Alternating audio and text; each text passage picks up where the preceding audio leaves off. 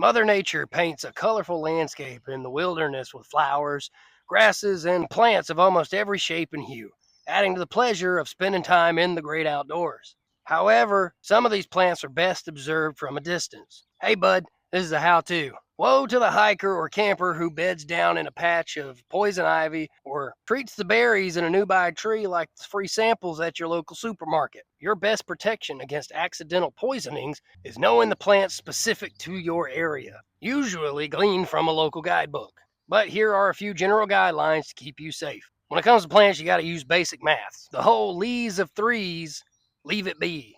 It isn't the most scientific term, but it can prevent you from getting a hold of some poison ivy or poison oak, though some species of both contain more than 3 leaves. And other poisonous plants, such as poison sumac, can have up to 13 leaves, but can still give you an itchy rash upon contact. That being said, avoiding any plant with just 3 leaves is a good rule of thumb. Just don't let it be the only one. If you're trying to determine if a plant is best to use for a survival situation salad, best to play safe than sorry.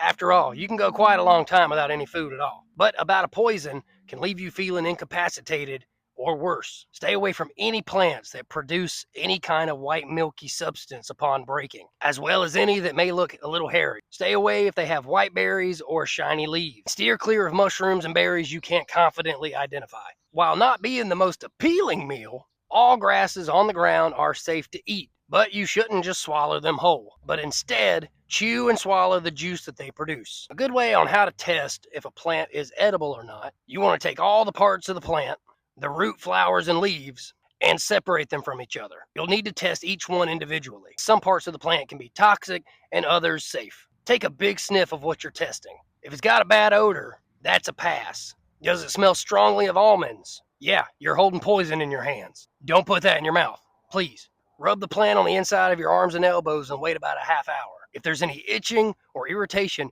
you don't want that plant going down your gullet. Any plant that passes all these steps should be boiled. Then take the plant, rub it against your lips, and wait for any tingling or irritation. If you don't feel anything after 15 minutes, put it in your mouth and hold it there for a few minutes. Anything that tastes extremely bitter is a no-no.